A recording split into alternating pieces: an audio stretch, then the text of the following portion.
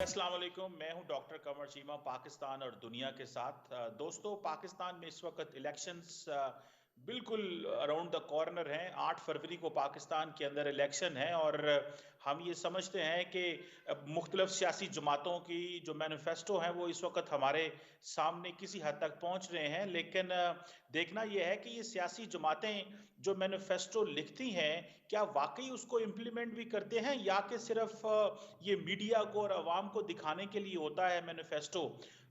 हम इस हवाले से जानना चाहते हैं कि पाकिस्तान तहरीक इंसाफ हो, पाकिस्तान मुस्लिम लीग नवाज हो, पाकिस्तान पीपल्स पार्टी हो, जो बड़ी सियासी जमातें हैं, इनके क्या मैनिफेस्टो हैं फॉरेन पॉलिसी इश्यूज के हवाले से। क्योंकि अभी तक मसला कश्मीर हो, मसला फ़लस्तीन हो या गज़ा हो, इसके हवाले से इन्होंने कोई इतना ज़्यादा बात भी नहीं की। फॉर एग्जांपल अगर अफगानिस्तान के हवाले से देखा जाए तो ये तीनों बड़ी सियासी जमातों की तरफ से आपको कुछ बोलने को नहीं मिलेगा।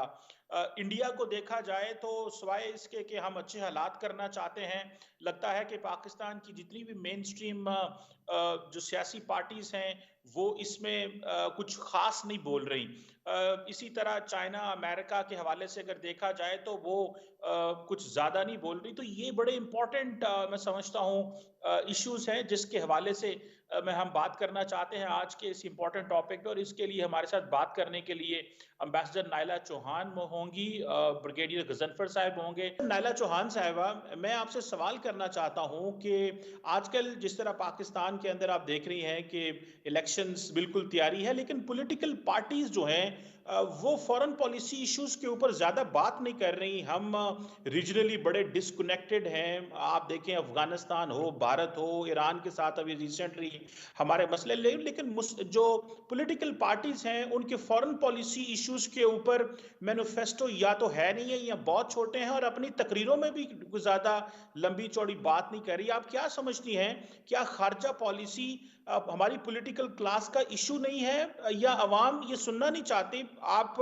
एज ए सफारतकार इसको कैसे एनालाइज करती हैं? देखिए, ये बड़ी डेलिकेट चीज़ है फॉरेन पॉलिसी। और मेरी राय जो है उसमें तो पॉलिटिकल एजेंडा के लिए फॉरेन पॉलिसी को यूज़ नहीं किया जाना चाहिए। फॉरेन पॉलिसी पैरामीटर्स जो हैं कायदे आज़म के वक्त से जो हैं डिफाइंड हैं। अगर कोई पार्टी जो है उसको अपने पॉलिटिकल मीन्स के लिए करती है तो वो और बात है, but I would not recommend it. लेकिन जो आपने सवाल पूछा कि हर पार्टी जो कि इस्टेब्लिश पार्टी है उसके मैनिफेस्टो में उसकी फॉरेन पॉलिसी इंक्लिनेशंस भी होनी चाहिए और इकोनॉमिक पॉलिसी भी होनी चाहिए, डेवलपमेंटल इश्यूज भी होने चाहिए, डिफेंस इश्यूज होने चाहिए, क्योंकि उन्होंने गवर्नेंस करनी होती है। और गवर्नेंस के लिए उनको एक क्लैरिटी अपने डिफ़ाइन करनी चाहिए ताकि वोटर को पता हो कि वो जिस पार्टी को वोट कर रहा है वो इस मुल्क को किस रविश पे ले जाने के लिए आ रहे हैं। बिल्कुल ठीक है। आपने कहा कि शुरू से कायदे आज़म के दौर से बहुत सारी चीज़ें जो हैं वो हमारी तय हैं। खित्ते के हमारे मुसलमान दुनिया से ताल्लुकात किस तरह होने हैं या मगरबी दुनिया से किस तरह ताल्लुकात होने हैं। ब्रिगेडियर साहब, आपसे मैं पूछना चाहता हूँ कि आप क्या देखते हैं, ज़्यादातर जो सियासी जमातें खारजा अमूर के ऊपर बहस नहीं कर रही या पॉलिटिकल रैलीज में डिस्कशन नहीं कर रहे हमारी जो बड़ी सियासी जमातें हैं, इसकी क्या वजह है? डोमेस्टिकली ज़्यादा कंज्यूम है या कि इतना एक्सपीरियंस नहीं है फॉरेन पॉलिसी का? आप इसे कैसे देखते हैं? पहली बात तो यह है कि जिन चीजों पर कर रही है वो रियलिटी की कितना नहीं। 300 यूनिट बिजली प्रोवाइड करने के वादे किए जा रहे हैं, उस सूरत से जब पाकिस्तान का जो अपना डेट है, सर्कुलर डेट, वो 3 ट्रिलियन से ज्यादा है। तो वो जो वादे कर रहे हैं या जो चीजें कह रहे हैं उनमें क्या हकीकत है? तो फॉरेन पॉलिसी तो एक बड़ा सेंसिटिव और बहुत बड़ा इशू है। तो आप समझते हैं कि वो इस काबिल है कि फॉरेन पॉलिसी के ऊपर वो कोई बात कर सके? मेरे ख्याल नहीं। वो इसलिए कि फॉरेन पॉलिसी को डिफाइन, आप फॉरेन पॉलिसी को इलेक्शन रैली में डिफाइन नहीं कर सकते। फॉरेन पॉलिसी इमोशन से नहीं बनती है, ग्राउंड रियलिटी से बनती है। और ये एक ऐसी चीज है जो एवर चेंजिंग सब्जेक्ट है। आपके बॉर्डर्स के, आपके नेबर से, आपके नेबर से दूर, आपकी सुपर पावर्स के हिसाब से जिस तरह उनकी प्रायोरिटीज या उनकी रिलेशनशिप चेंजेस होती हैं, उसी तरह आप अपने आप को रीमॉडल करते हो। हाँ, ये है कि आप एक डायरेक्शन दे सकते हैं, वो डायरेक्शन में यही चीज आ सकता है कि हम हर मुल्क के साथ जो है वो कंस्ट्रक्टिव एंगेजमेंट करेंगे, और उसके साथ साथ हमारी जो फॉरेन पॉलिसी होगी वो वन कंट्री स्पेसिफिक नहीं होगी। हम मल्टीपोलैरिटी, बाइपोलैरिटी, बाइलैटरल रिलेशन में, ट्राइलैटरल रिलेशन में बिलीव करते हैं। तो मेरा ये ख्याल है कि फॉरेन पॉलिसी के कंटूर्स को जो है वो डिफाइन नहीं किया जा सकता। एक मेजर जो एलिमेंट है या जो बुनियादी बेसिस हैं एक पॉलिसी के, जो एक मुल्क के अंदर जरूरी होते हैं, क्योंकि आज अगर आप देखेंगे जो पाकिस्तान के अंदर जो पाकिस्तान के जाहिरी दुश्मन है या छुपे हुए दुश्मन है वो भी डिफाइंड है। आपने उनके साथ कैसी पॉलिसी रखनी है वो फिर जब आप अपने फॉरेन ऑफिस को और उसके बाद अपनी एजेंसीज को और जो अंडर करंट्स होते हैं उनको व्यू करते हैं, तो उसके हिसाब से आप पॉलिसी बनाते हैं। फिर जो आपके पास आज का सुपर पावर रोज है, अमेरिका हो गया, रशिया हो गया, चाइना हो गया, उसके साथ आपने देखना है कि आप किस तरीके से किस लेवल तक जा सकते हैं। यहाँ तो देखिए ना, हम अमेरिकन कैंप से हटने की हमने कोशिश की तो हमारा रिजीम चेंज कर दिया गया। अमेरिका ने कहा जी हम तो नहीं आपको मानते, हम तो नाराज हैं आपसे, हम तो नहीं चाहते कि आप रशिया की तरफ जाए। तो बात यह है कि ये तो बहुत ही फ्लूइड सब्जेक्ट है जिसके कंटूर जो है वो बदलते हुए वक्त के साथ बदलते जाते हैं। तो मुझे नहीं लगता कि फॉरेन पॉलिसी को किसी डिटेल में कोई सियासी पार्टी अपने जलसों में डिफाइन करे। ये फॉरेन पॉलिसी होती है जो फॉरेन ऑफिस के बाद और फिर जैसे मैंने आपसे बताया हुकूमत वक्त और उसके बाद जो आपकी इंटेलिजेंस एजेंसीज होती है उनकी इनपुट के बाद वो बनाई जाती है, और उसके अंदर आपकी बहुत सारी और चीजें शामिल होती हैं। आपकी इकोनॉमिक स्टैंडिंग शामिल होती है, आपके फॉरेन रिजर्व शामिल होते हैं, आपके बिजनेस इश्यूज शामिल होते हैं, आपके एक्सपोर्ट इंपोर्ट का जो स्टेटस है वो शामिल होता है। और जब ये चीजें कंबाइंड होती हैं तो वो सिर्फ हुकूमत कर सकती है, सियासी पार्टियां जलसों में नहीं कर सकती। और अगर जलसों में करेंगी तो वो लॉन्ग लास्टिंग चीज नहीं होगी, वो वैसे आप लोगों के इमोशन से खेलेंगे, खेलते रहे जब तक हमने खेलना है। लेकिन मेरा ख्याल आज के दौर में जो पार्टियां जो कन्विंस कर रही है, जो इलेक्शन लड़ने जा रही हैं, उनके अंदर मेरी नजर में ये काबिलियत भी नहीं है कि वो फॉरेन पॉलिसी को डिफाइन करे किसी अपने सियासी जलसे में। जी। अब जैसे अभी ब्रिगेडियर साहब कह रहे हैं कि ये पॉलिटिकल पार्टीज इस काबिल नहीं है, आप मैडम एम्बेसडर कैसे देखती हैं? भारत के अंदर हम देखते हैं कि वहां पे जो वजीर आजम नरेंद्र मोदी हैं वो तो बहुत ज्यादा एक जिंगोइस्टिक फॉरेन पॉलिसी रखते हैं पाकिस्तान की तरफ। आपको क्या लगता है पाकिस्तान की पॉलिटिकल पार्टीज जो हैं वो क्यों साइलेंट हैं ऑन इंडिया? वो क्यों खामोश हैं ऑन कश्मीर भी इवन? इसकी क्या वजह है? मेजर आपको क्या पॉलिटिकल लीडरशिप में डिफरेंस नजर आता है? आप अपने बहुत सारे जारी बात है जो सियासी हुकूमतें हैं उनकी फॉरेन पॉलिसी को आपने बड़े करीब से देखा है। हमारी लीडरशिप क्यों इतनी जिंगोइस्टिक अंदाज में नहीं फॉरेन पॉलिसी को लेकर चलती पॉलिटिकल रैलीज में जिस तरह भारत के अंदर ये चलता है? आप इसको कैसे देखती हैं? देखिए, आई डोंट थिंक कि हमें कंपेयर करना चाहिए, क्योंकि भारत की सियासत तो डिपेंड ही पाकिस्तान बैशिंग पे होती है। कोई उनका पॉलिटिशियन जीत नहीं सकता अगर वो पाकिस्तान बैशिंग ना करे या इस किस्म की जिंगोइस्टिक स्टेटमेंट्स ना दे। हमारे सियासतदान इस तरह की हरकतें नहीं करते जैसे भारत के करते हैं। हमारे ज़्यादा मैच्योर हैं इस लिहाज से, आई मस्ट से। लेकिन जैसे ब्रिगेडियर साहब ने भी कहा और मैंने भी पहले अर्ज़ किया कि हम दो मुख्तलिफ़ चीज़ों की बात कर रहे हैं। एक तो हम पार्टी मैनिफेस्टो की बात कर रहे हैं। पार्टी मैनिफेस्टो में सारी चीज़ें डिफ़ाइन होनी चाहिए ताकि वोटर को पता हो कि जिस पार्टी को वो वोट कर रहे हैं वो क्या इंक्लिनेशंस रखती है। लेकिन रैलीज़ में पॉलिटिकल जिंगोइज़म या foreign policy jingoism should be avoided totally.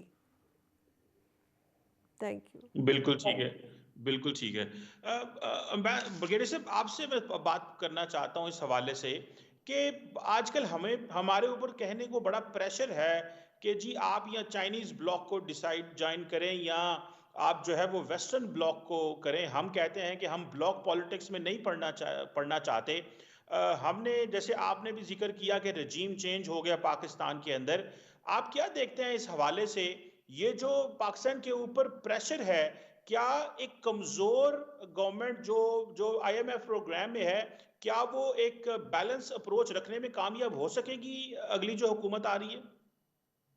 पहले तो मैं एक चीज आपको क्लैरिफाई करूं, मैंने जो कहा ना सियासी पार्टियां फॉरेन पॉलिसी डिफाइन नहीं कर सकती या लीडरशिप, वो मैं आपको पॉलिटिकल रैली से कंपैरिजन में कह रहा हूं कि एक पॉलिटिकल रैली के अंदर किसी भी सियासी पार्टी को फॉरेन पॉलिसी बड़ी सेंसिटिव सब्जेक्ट है, उसके इशू को डिफाइन नहीं करना चाहिए, क्योंकि वो ऐसा तरीके से डिफाइन नहीं कर सकेंगे जब आप एक पॉलिटिकल रैली के अंदर बैठे हुए हैं जहां इमोशन जो होते हैं वो एक ही पार्टी के लिए होते हैं।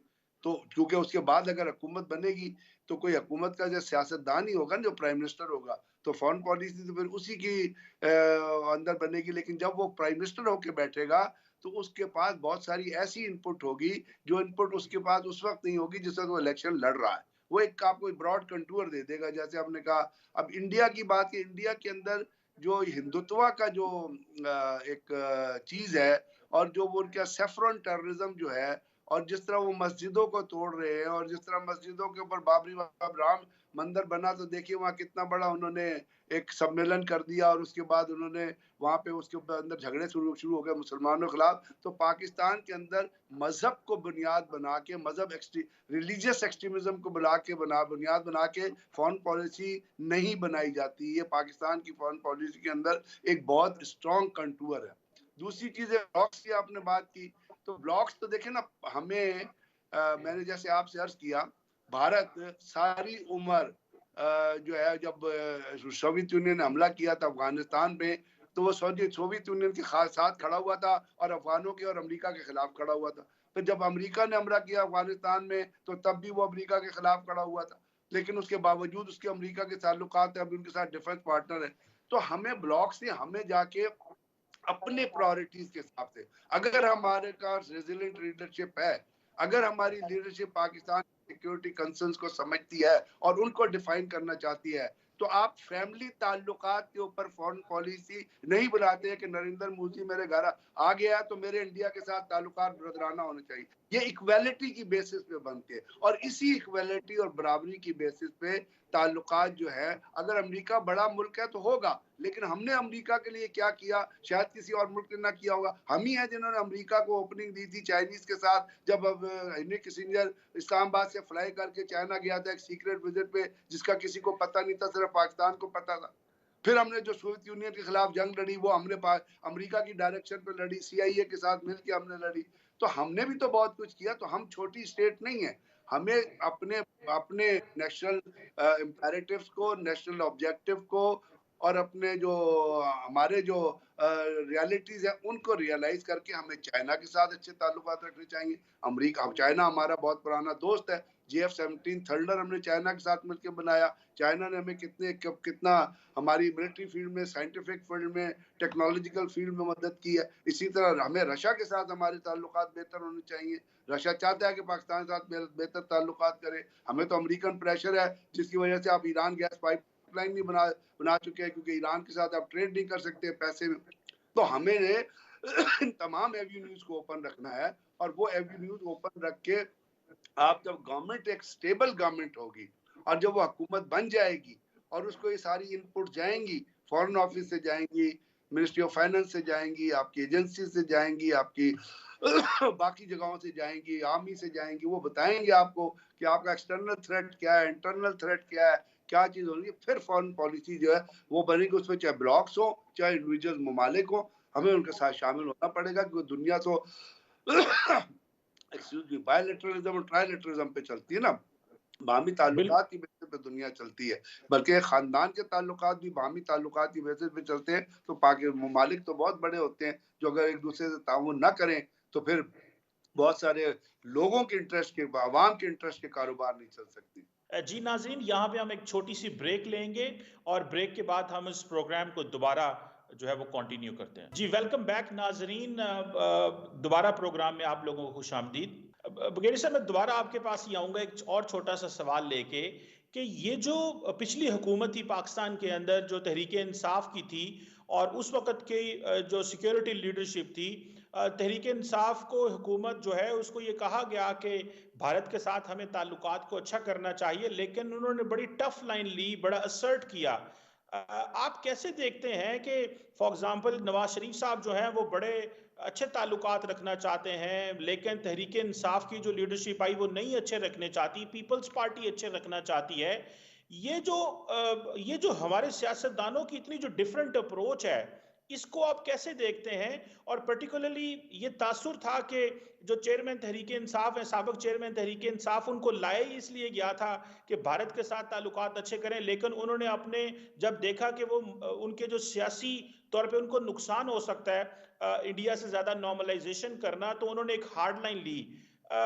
इस चीज़ को आप कैसे देखते हैं? क्या हम इस हार्ड लाइन के मुतहम्मिल हैं अब, या कि हमें तमाम ममालिक के साथ एक अच्छे ताल्लुकात रखने चाहिए इंक्लूडिंग इंडिया, ताकि हम अपनी जो ट्रेड के हवाले से दुनिया के रीजनल ममालिक के साथ खुल सकें? इसको आप कैसे देखेंगे? क्या पाकिस्तान जिम्मेदार है अच्छे ताल्लुकात रखने का? पहले आप मुझे ये जवाब दीजिए। क्या ताली एक हाथ से बच सकती है? आप मुझे बताइए ना। अगर मैं आपके साथ अच्छे ताल्लुकात रखना चाहता हूँ और आप नहीं रखना चाहते, तो मुझे बताइए मैं क्या करूंगा। अब माजी में देखिए ना, मैंने आपसे एक सेंटेंस कहा है, and I personally believe in that Pakistan is a nuclear state and Islamic state. और पाकिस्तान की वही स्टैंडिंग है, और पाकिस्तान ने हर थ्रेट का मुकाबला किया है। तो हमारे इंडिया के साथ ताल्लुकात बिग ब्रदर स्मॉल ब्रदर के नहीं होंगे, इक्वालिटी की बेसिस पे होंगे। फिर मैंने आपसे कहा कि फैमिली रिलेशनशिप पे ताल्लुकात कायम नहीं होते, कि कोई शादी अटेंड करने आ गया तो आप जाके ताल्लुकात कायम रख लें। मैं आपको मिसाल देता हूँ पाकिस्तान की, आप उन चीज़ों से देख लीजिए कि इंडिया पाकिस्तान पे हमला करने वाला था जनरल इंदिरा गांधी के ज़माने में, आपको याद होगा। जनरल जवाहर लाल साहब क्रिकेट मैच देखने, क्रिकेट डिप्लोमेसी के नाम से उसको याद किया जाता है। वो जनरल जवाहर लाल साहब वहाँ पे गए और उन्होंने जाके वहाँ पे उनको बताया कि जी इस तरह ना कीजिएगा, तो वो हमला जो है पोस्टपोन हो गया। तो पाकिस्तान ने इनिशिएटिव लिया ना उस जारियत को रोकने के लिए। परवेज मुशर्रफ के ज़माने में मुझे याद है, बॉर्डर पे ऊपर इंडिया ने भी अपने विलेजेस खाली कर लिए थे, हमने भी खाली कर लिए थे। जिस तरह वो मूव करते थे, हमारी फोर्सेस भी उस तरह मूव कर जाती थी। फिर उसके बाद आहिस्ता आहिस्ता वो हुआ, दबाव कम हुआ, तो वो भी पीछे हटे, तो पाकिस्तान भी पीछे हटा। अब क्या ख्याल था कि अगर इंडिया फोर्सेस मूव करता था तो पाकिस्तान अपने कैंटोनमेंट में बैठा रहता, क्योंकि हम अच्छे ताल्लुकात चाहते हैं। रियलिटी में बेस करके बात करनी चाहिए ना। दूसरी बात यह है कि नवाज शरीफ के ज़माने में पाकिस्तान का एक नेवी का एक तैयारा था, आपको याद होगा। उस नेवी के तैयारे को वो हमारी हमारी टेरिटरी में फ्लाई कर रहा था, कच्छ के इलाके में, हमारी टेरिटरी में, अपनी टेरिटरी में। उसको इंडिया ने एक मिसाइल मारा, वो तैयारा तबाह हो गया। उसमें हमारे कोई 13 के करीब बहुत सीनियर लोग और बड़े डेडिकेटेड किस्म के नेवल ऑफिसर्स थे, वो शहीद हो गए। हमने कहा हम बदला, हमारी जो क़यादत थी उसने कहा, अस्करी क़यादत ने कहा जी हमें इसका जवाब देना चाहिए। नवाज शरीफ ने कहा जी क्योंकि वो आप ताल्लुकात की बात कर रहे हैं ना, नवाज शरीफ ने एक बेहतर उसके लिए कि जी हम दब के रहे इंडिया से, हम इंडिया के सामने बोले ना। और नवाज शरीफ ने कहा कि जी हम इस मुकदमे को जो इंटरनेशनल कोर्ट ऑफ जस्टिस में लेके जाएंगे, जी आप ना जी कुछ ना करें। इंटरनेशनल कोर्ट ऑफ जस्टिस में गया, उन्होंने मुकदमा उठा के आपके मुंह पे मारा कि जाओ, हमारे ये जुरिस्डिक्शन ही, हम सुन ही नहीं सकते। 11 जवान शहीद हो गए, कोई पता नहीं हुआ। उसके बाद फिर इंडिया कॉन्स्टेंटली, जब से नरेंद्र मोदी आया था, उससे आके पाकिस्तान के बॉर्डर पे फायरिंग शुरू कर दी, आपको याद होगा। लाइन ऑफ कंट्रोल पे कांस्टेंट फायरिंग होती थी और पाकिस्तान आर्मी जवाब देती थी। वो ईद पे भी फायर करते थे, हमने कभी उनके त्यौहार पे, दिवाली पे कभी फायर नहीं किया, कभी उनके त्यौहार पे फायर नहीं किया। लेकिन हम रिटेलिएट करते थे जब इंडिया फायर करता था। फिर पाकिस्तान आर्मी ने इतनी कोशिश की, तो जो लोग बॉर्डर्स पे रह रहे थे, कश्मीर के बॉर्डर से, उनको इवैक्यूएट करके पीछे लेके आए और वो बंकर्स में और वहां पे रखा और उन लोगों को प्रोटेक्ट किया। तो क्या पाकिस्तान ने पहल की थी फायरिंग करने में? आप मुझे ये बताइए। इंडिया ने क्यों फायर किया, कॉन्स्टेंटली फायर कर? नवाज शरीफ साहब ने एक दफा केस टेकअप किया इंडिया से कि तुम क्यों फायर कर रहे हो? बात ये है। उसके बाद आपको याद होगा कि एक सर्जिकल स्ट्राइक का ड्रामा नरेंद्र मोदी ने रचाया, जहाँ पे वो बैठा हुआ था बाकी लोगों के साथ। जिस तरह वो आपने देखा जब वो अहमदाबाद में हमला हुआ था, तो वो बाराक ओबामा और वो जो है हिलरी क्लिंटन सर जोड़ के बैठे हुए थे। इस तरह नरेंद्र मोदी भी बैठा हुआ था। उन्होंने कहा जी हमने सर्जिकल स्ट्राइक की है पाकिस्तान में। बेवकूफों को सर्जिकल स्ट्राइक का मतलब ही नहीं पता कि होती किस तरह है। अभी उनको डिफाइन करेंगे तो टाइम लगेगा। जो झूठ उन्होंने बोला। उसके बाद आपको एक प्रैक्टिकल चीज नजर आ गई बालाकोट के अंदर। क्या पाकिस्तान ने पहले इंडिया के अंदर बॉर्डर क्रॉस करके हमला किया था? मुझे बताइए। क्या इंडिया ने, पाकिस्तान ने हमला किया था? पाकिस्तान की पीएफ ने बॉर्डर क्रॉस करके इंडिया के अंदर हमला किया था? इंडिया ने बॉर्डर। तो उस वक्त हम क्या कहते? हम तालियां बजाते। बालाकोट में उन्होंने कहा जी हमने कव्वे मारे। हम यहाँ बैठ के कहते जी हम तो आपसे बेहतर ताल्लुकात चाहते हैं जी, इसलिए हम हमला नहीं करेंगे, इसलिए जी हम आपसे बेहतर ताल्लुक, आपने हमारे बंदे मार दिए, कोई बात नहीं जी। ये नहीं होता भाई। अभी ईरान ने हमला किया, मिसाइल मारा, तो क्या पाकिस्तान क्या करता? क्या आप बताइए हम्म। क्या करता? तो ये चीजें जो होती है ये बराबरी की इक्वालिटी के बेसिस पे होती है, और ये लीडरशिप जो होती है वही होती है, डायनामिक लीडरशिप वो होती है जो दुश्मन से या किसी से दबती नहीं है, उसके सामने हिम्मत और हौसले से खड़ी होती है और खड़ी होके बात करती है। ठीक है ना? जब तक वो नहीं होता तो आपको अपना हम सेकेंड वर्ल्ड वॉर की हिस्ट्री उठा के पढ़ते थे, जर्मन कमांडर होता था फील्ड मार्शल रोमेल, वो फतवाहत के लिए जा रहा था, अफ्रीका तक आ गया था। फिर ब्रिटिश एक जनरल आए, जनरल मोंटगोमरी आए, जिसने उसको कंटेस्ट किया। उसके बाद आपने देखा जंग का नक्शा बदल। तो लीडरशिप सिर्फ वो होती है जो डायनामिक हो, जो रियलिटीज को समझती हो, और जो मुल्क में अपने मुल्क के लोगों के इंटरेस्ट को समझती हो और अपने इंस्टीट्यूशंस के इंटरेस्ट को समझती हो। आज की तारीख में ईरान ने फायर किया पाकिस्तान पे मिसाइल, पाकिस्तान ने बहुत प्रोफेशनल तरीके से, पाकिस्तान एयरफोर्स आर्मी ने मिलके उस जगह को टारगेट किया जहां पे BLA और BLF के दहशतगर्द छुपे बैठे थे। इंडिया ने बालाकोट पे हमला किया और पाकिस्तान ने रिटेलिएट किया। पाकिस्तान के DGISPR ने टेलीविजन चैनल पे आके बताया था कि हम रिस्पॉन्ड करेंगे, अपनी मर्जी का टारगेट चुनेंगे और अपनी मर्जी का टाइम चुनेंगे। फिर हमने उस जगह पे फायर किया जहां पे इंडियन आर्मी चीफ एक ब्रिगेड हेडक्वार्टर को विजिट कर रहा था। लेकिन हमारी अखलाकी बर्तरी ये है कि हमने इंडियन आर्मी चीफ के लाश के टुकड़े नहीं किए। उसके इर्द गिर्द जो टारगेट थे, अम्युनिशन डम था और 2 बैरकें थी, वहां पे हमने बम मारे। उसके बाद इंडिया के 2 जहाज मारे। फिर इंडिया ने बोखलाट में अपना एक हेलीकॉप्टर मार दिया, फिर उसके 11 लोग जो है वो मारे गए। तो ये होता ताल्लुकात का तरीका। बगेड़े साहब, बड़े अच्छे तरीके से आपने हमें एक्सप्लेन किया। मैडम एम्बेसडर, ये बताइएगा कि जो पिछली हुकूमत थी पाकिस्तान के अंदर तहरीक इंसाफ की, उन्होंने बड़ी एंटी वेस्ट जो पोजीशन ली, एंटी अमेरिका पोजीशन ली, बल्कि जिस तरह अफगानिस्तान में जो अमेरिकन फोर्सेस और वेस्टर्न फोर्सेस निकली तो उन्होंने कहा कि they have broken the shackles of slavery का जिक्र हुआ, तो हमारे बारे एक तासुर इमर्ज होना शुरू हुआ कि हम जो है वो बड़ा एक एंटी वेस्ट गवर्नमेंट है पाकिस्तान में, और हम क्योंकि बहुत सारे जो वेस्टर्न फाइनेंशियल इंस्टीट्यूशंस हैं उनसे सपोर्ट भी ले रहे थे। आपका क्या ख्याल है, हम इस चीज़ के मुतहम्मिल हो सकते हैं कि हम एक तरफ फाइनेंशियली डिपेंडेंट हों ग्लोबल फाइनेंशियल इंस्टीट्यूशंस के ऊपर और बैरूनी दुनिया के ऊपर, और साथ में हम अपनी आवाम को जो है वो एंटी वेस्ट सेंटिमेंट्स के जरिए उनके जज्बात भी उभारें, और ताकि डोमेस्टिकली रेलिवेंट रहें लेकिन बाहर से हमें पैसों की ज़रूरत हो? क्या जो तहरीक इंसाफ ने ये जो अप्रोच रखी, क्या इस अप्रोच को रिवर्स करने की ज़रूरत नहीं है, और ये क्या हम इसके मुतहम्मिल हो सकते थे? इस पर क्या कहेंगी आप मैडम? देखिए, मैं किसी स्पेसिफिक पार्टी पे कमेंट नहीं करना चाहूँगी। मैं सिर्फ ये अर्ज़ करूँगी कि कोई भी पॉलिटिकल पार्टी, और ख़ासकर जो कि गवर्नमेंट में हो, वो अगर फॉरेन पॉलिसी को पॉलिटिकल एजेंडा के लिए इस्तेमाल करने शुरू कर दे तो उसमें मुल्क का नुकसान होता है। Whether you are pro West or whether you're pro-China or you're pro-Middle East, ये हर मुल्क, हर गवर्नमेंट को फैसला करना होता है अपने नेशनल इंटरेस्ट को डिफ़ाइन करके। जब भी किसी भी पॉलिटिकल पार्टी, किसी भी पॉलिटिकल लीडर, अगर कोई भी हो, वो जब इस तरह के statements they for enticing the people, but the ground reality does not change.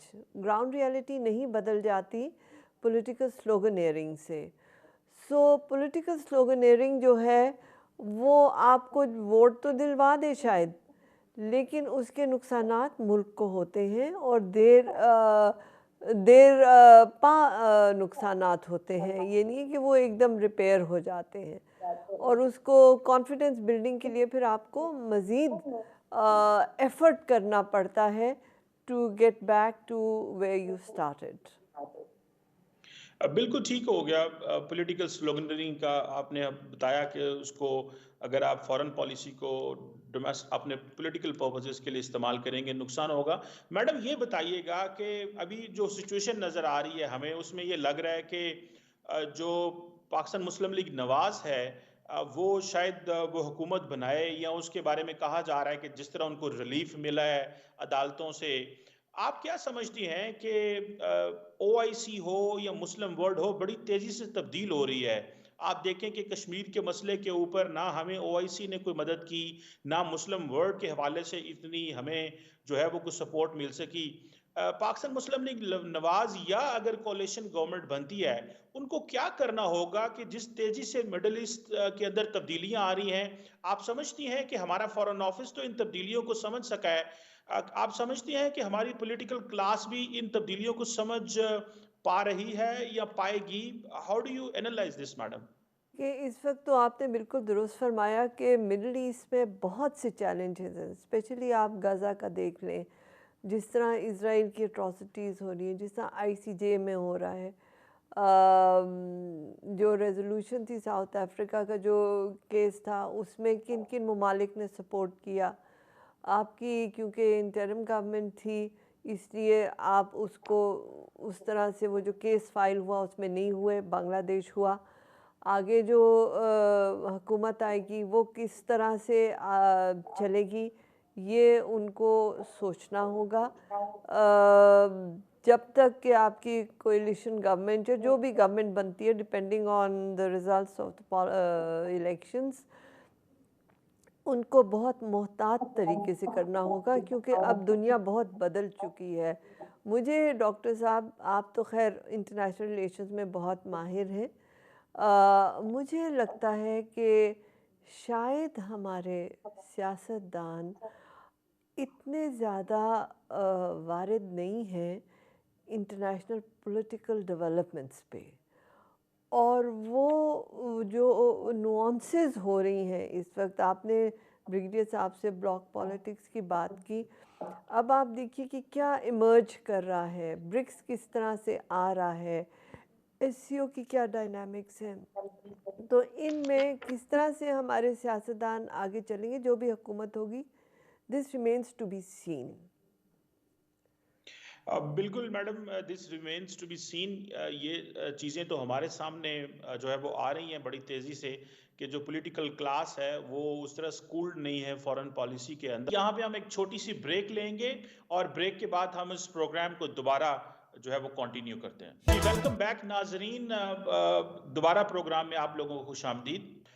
Madam, ये भी बताइएगा, आप फॉरेन ऑफिस में जारी बात है आप एम्बेसडर रही हैं, एक तासुर रहता है कि शायद हमारा जो दफ्तर खारजा वो फॉरेन पॉलिसी बनाता नहीं है, और फॉरेन पॉलिसी जो है वो कहीं से बनी बनाई आती है। हमारा फॉरेन ऑफिस, हमारे डिप्लोमेट्स इंतहाई मैच्योर हैं, बड़े सीजनड हैं, पूरी दुनिया में पाकिस्तान का जो है वो इंटरेस्ट को प्रमोट करते हैं।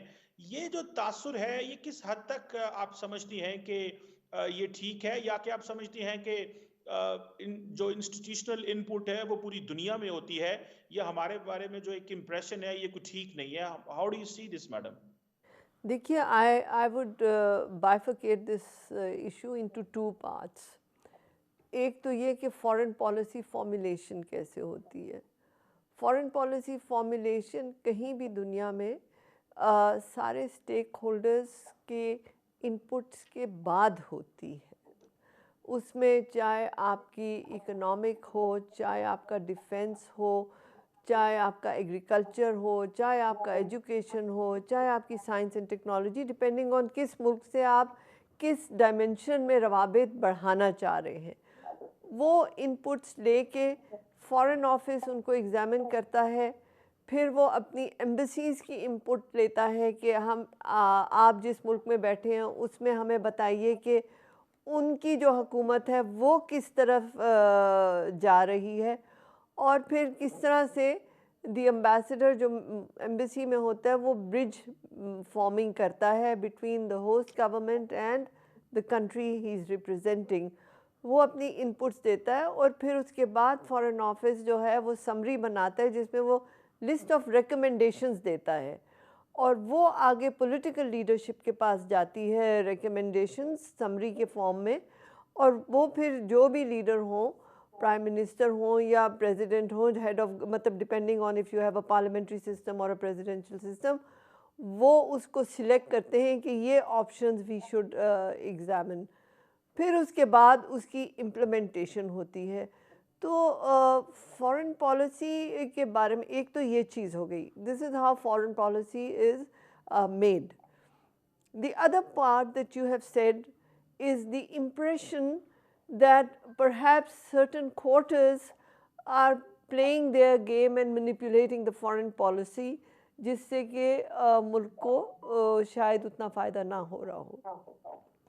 उसमें डॉक्टर साहब आई वुड से कि इसमें फिफ्थ जनरेशन वॉरफेयर का बहुत असर है। बहुत ज़्यादा प्रोपेगेंडा किया जा रहा है कि आपकी डिफरेंट इंस्टीट्यूशंस जो कि वेल इस्टेब्लिश जो स्ट्रॉन्ग हैं उनको लोगों के आगे जो है एक नेगेटिव तरीके से दिखाया जाए, चाहे वो आपका फॉरेन ऑफिस है, चाहे आपका वो डिफेंस है, चाहे आपकी इस्टेब्लिशमेंट्स हैं। आप देखिए कि हम अपनी इस्टेब्लिशमेंट को तो बहुत लमेंट करते हैं, पर गुलबशन यादव यहाँ पे आके काम कर रहा था। रॉ के एजेंट्स जो हैं वो कनाडा में, यूएसए में, यूके में जाके सिखों को मार रहे हैं, कश्मीरियों को मार रहे हैं, पाकिस्तान में आके वो मार रहे हैं। उधर कोई ये डिबेट नहीं करता कि जी ये इनको कहाँ से इनपुट आई और कहाँ से ये एक्शन हुए।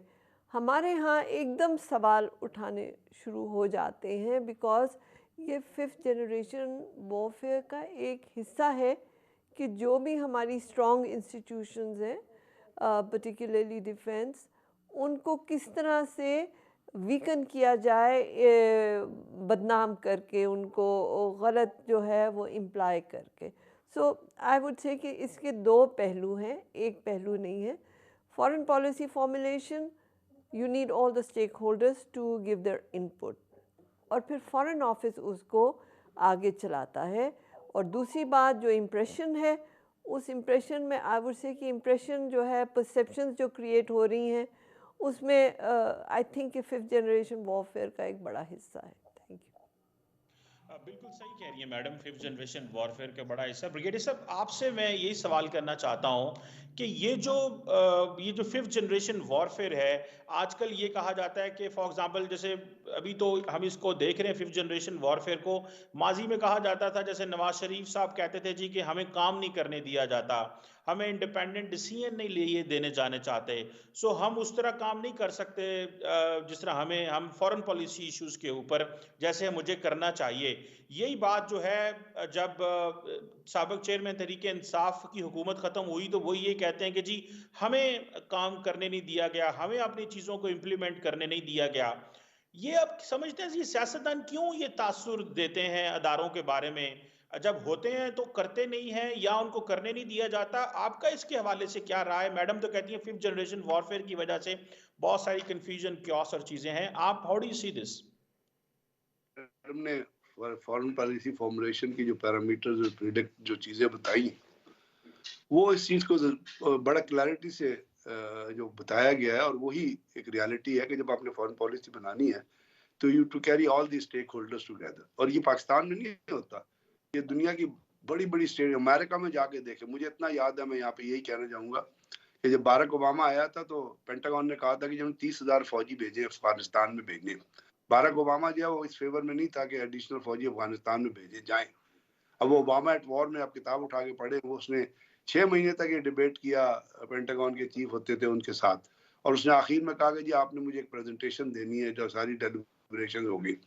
तो जब पेंटागन का चीफ था वो, उन्होंने जब प्रेजेंटेशन दी, मेरे ध्यान से उसका नाम निकल रहा है, जब प्रेजेंटेशन दी तो बाराक ओबामा का एक बड़ा तारीखी जवाब था आखिर में। उसने कहा एक्चुअली, उसने कहा जी आप मुझे 3 ऑप्शंस देंगे।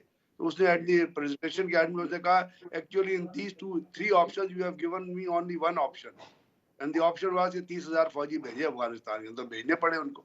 तो मतलब कहने का ये है कि इतनी बड़े बड़े ममालिक में भी आप स्टेक होल्डर्स को शामिल करते हैं, तो पाकिस्तान में ये जो चीजें फैलाई जाती हैं, हम कुछ आउट ऑफ कॉन्टेक्स्ट जो है ना, हम समझते हैं हम दुनिया से बाहर होके रह रहे हैं। एक तो ये बात है, तो ये चीजें आप फिफ्थ जनरेशन वॉर के तौर पे ही फैलाते हैं, आपके दुश्मन फैलाते हैं। अब इंडिया जैसे, आप इंडिया के आपने टीवी चैनल के साथ प्रोग्राम किए होंगे, हम उनके साथ प्रोग्राम करते हैं, वो कहीं की नहीं जाते, वो किसी की बात नहीं करेंगे, वो हर चीज को रोटेट करेंगे कि जी हम किससे बात करें, फौज से बात करें या सियासतदानों से बात करें।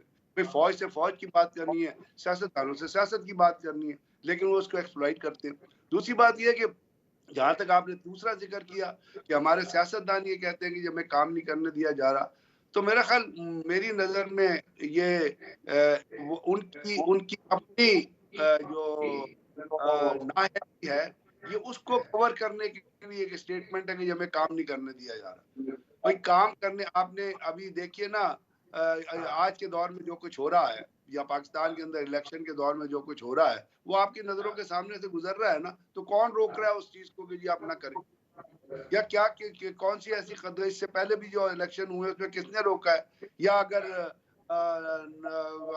हम हमारे जो सियासतदान जो बाहर दौरे करते हैं, जो खर्च करते हैं और जिसका आपको अकाउंटेबिलिटी का पता ही है, अगर आप उसकी डिटेल में जाएं तो किसने रोका? तो माना कि बाकी लोगों ने तवाइफ ली है तो किसी ने रोका कि जी आपने अपना करोड़ों करोड़ के तवाइफ ली और जमा कराया 44 लाख रुपया और 1 करोड़ रुपए, किसी ने रोका? तो मेरी नजर में ये बात जो है ये ठीक नहीं है कि जी हमें काम नहीं करने, उनकी विल नहीं होती काम करने की। एक दूसरी बात ये है कि वो काम को अपने तौर पे ओरिएंटेट करना, अपने तौर पे रोटेट करना। मैंने आपसे पहले अर्ज किया कि फॉरेन पॉलिसी जाती ताल्लुकात की बिना पे नहीं बनाई जाती है। अगर आप ये कहेंगे जी हमें इंडिया के साथ ताल्लुकात जो है वो कायम नहीं करने दिए जा रहे, तो मैंने आपसे इंडिया के साथ आपके बराबरी के ऊपर ताल्लुकात होंगे। अगर पुरानी ट्रेड उठा के देख लें, आप बैलेंस ट्रेड उठा के देख लीजिएगा, जब हम इंडिया के साथ एक्सपोर्ट इंपोर्ट करते थे, उस बैलेंस ऑफ ट्रेड में आपको उसका क्रेडिट जो है, उसकी जो ज्यादा जो वेटेज है वो इंडिया के पास नजर आएगा कि इंडिया ज्यादा चीजें भेज रहा था, हम कम चीजें भेज रहे थे, लेकिन चीजें चल रही थी। फिर किसने रोका उस चीज को बार बार? तो कहने का मतलब ये है कि जब आप खुद काम नहीं करना चाहते मेरी नजर में, तो उस वक्त आप इस प्रीटेक्स्ट को लेके चलते हैं कि जी हमें तो काम नहीं करने दिया जा रहा। अब बिल्कुल ठीक है, ये आपका बड़ा एक जेन्युइन आपने इसको रिप्लाई किया कि ये वो उनको खुद भी इस चीज़ की रिस्पॉन्सिबिलिटी जो है वो लेनी चाहिए। मैडम एम्बेसडर, आपके पास आता हूँ, हमारे पास थोड़ा सा वक्त रह गया है कि अभी ये जो नई हमारी नेक्स्ट हुकूमत आने वाली है, एक तरफ हमारे जो पूरे रीजन में हम डिसकनेक्ट हैं, आप क्या समझती हैं क्या करना होगा कि हम दोबारा रीजन से कनेक्ट हों और इन मंडियों, इन मार्केट्स तक पहुँचें, चीज़ें स्टेबलाइज हों? जितना चार्ज्ड पॉलिटिकल एनवायरनमेंट है इस वक्त पाकिस्तान में, एक जमात जो है वो कहते हैं जी कि हमें फेवरेबल एनवायरनमेंट नहीं मिल रहा, बाकी जो हैं वो लगे हुए हैं। आपको लगता है कि हम अगले 5 सालों में अपने जो मामलात हैं वो अफगानिस्तान और इंडिया के साथ कदरे बेहतर कर सकते हैं अगर क्रेडिबल इलेक्शंस हमारे सामने आते हैं? इस पे क्या कहेंगी आप? Again, coming back, कि माशाल्लाह you know these things better with your knowledge of international relations, but foreign policy is always extension of domestic policy. हम foreign policy को domestic से अलग करके देखते हैं, हालांकि ऐसा नहीं है। वो जब तक आप अपना you don't bring your house in order, जब तक आप अपनी इकोनॉमिक स्टेबिलिटी नहीं करते, जब तक आप अपनी पॉलिटिकल स्टेबिलिटी नहीं करते, जब तक आप अपनी सोशल डेवलपमेंट नहीं करते, आप वो जिस तरह पतरस बुखारी ने कहा था ना, no ambassador is bigger than his country. आप फॉरेन पॉलिसी किस तरह परस्यू करेंगे जब आपके यहाँ पे कर्ज़ों पे कर्ज़े हैं, आपकी इंस्टीट्यूशंस जो हैं वो बिल्कुल जिस हाल में हैं, यू नो बेटर। आपको जो भी हुकूमत आएगी, अगर मुझसे पूछा जाए तो मैं कहूँगी प्लीज़ पहले अपने घर को सीधा करें।